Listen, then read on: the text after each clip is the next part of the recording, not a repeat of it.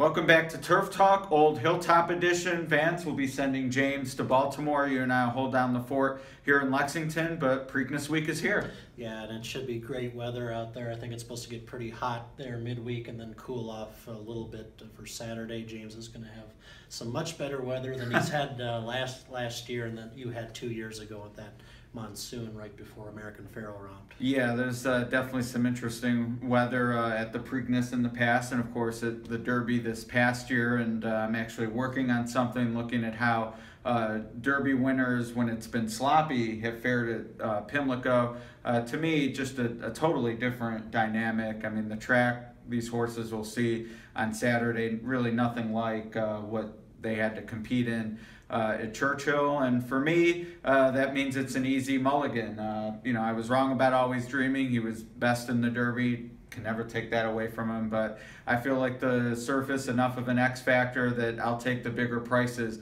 on horses that I thought were better 2 weeks ago. Yeah, and I also kind of looked at that before the Kentucky Derby too, or maybe it was after, I can't quite remember now. Just looking at the before Always Dreaming, I think there had been 8 winners of the Derby on and off track in the previous 50 years, and I think only 2 of them repeated at Pimlico in Baltimore. So yeah, definitely a chance for a lot of the horses that didn't perform as expected at Churchill and the Goo to step up on a fast track, and especially Classic Empire. I think I'm still leaning toward in supporting him at, say, 5-2, 3-1.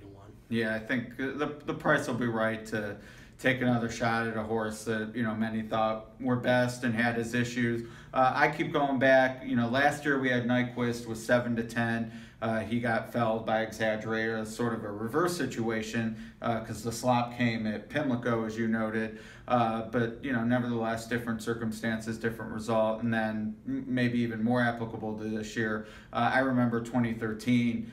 Orb looked invincible coming out of that Derby, and it was, this is the horse. The Preakness was practically a formality, talking about who might compete against him in the Belmont, and of course that remotely didn't come to pass. And not saying Always Dreaming's in that Orb or Nyquist level where we're not going to hear from him the rest of the year, but to me at odds on, there's history there where you can maybe take a shot. And with Orb, is Oxbow Conquest Mo Money, last year Exaggerator, sort of a Classic Empire vibe, Super Saver several years ago with Looking at Lucky. So, I mean, there's definitely, to me, history that you don't have to take the short price. Yeah, Always Dreaming, is going to flirt with odds on money, 4-5 even money, thereabouts.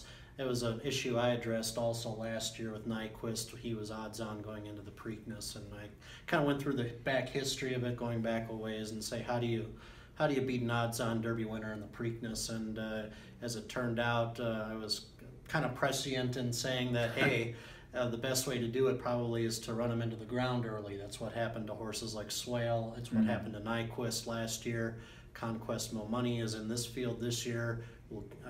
Always Dreaming probably can sit off of him a little bit, but if he goes a little too fast and Always Dreaming gets sucked into a very hot pace, helps the closers in that race. Yeah, no question. Well, we'll find out later this week exactly how it will play out. For me, like I've said, even right after the Derby, I think if you've been on Always Dreaming, no reason to come off. I mean, James picked him. Others, obviously, was the favorite. But to me, if you liked him then, no reason not to like him now. But if you're like us and went in a different direction, there's enough variables there that take another shot against, and then if he wins again, then in 3 weeks you'll get another shot.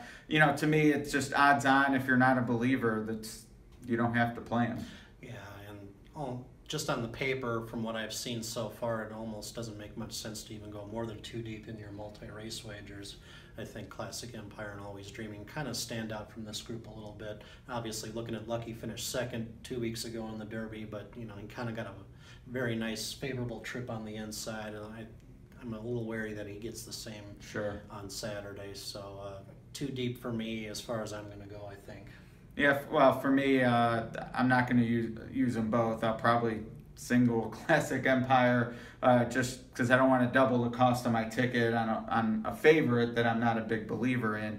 That said, we'll see how the draw is, who ultimately enters the race, and I think there's some things you can do with Always Dreaming on top. Where if Classic Empire is in second, like Hence, for instance, maybe at 10 or 12 to 1, you don't give up on him if you liked him at the Derby. I mean, obviously, if you didn't, nothing in the Derby is going to make you a Hence believer. But looking at Lee is probably a solid price again. I mean, 30 to 1's gone, but there's options. Yeah, there's lots of options, and it pays to include a lot of these long shots, even the new shooters and the Preakness. We've seen a lot of them over the years, crash exactas and trifectas. So they're probably not good win bets, obviously, due to their historical record. But yeah, definitely look out for 2 or 3 of them to throw in your exotics. All right. Well, as we've alluded to, James will be in Baltimore, so he'll handle stuff on site. But we'll do On Point from here later this week with official picks and wagering strategy, and post positions. I'm sure we'll mold that one final time. But see you later this week. See ya.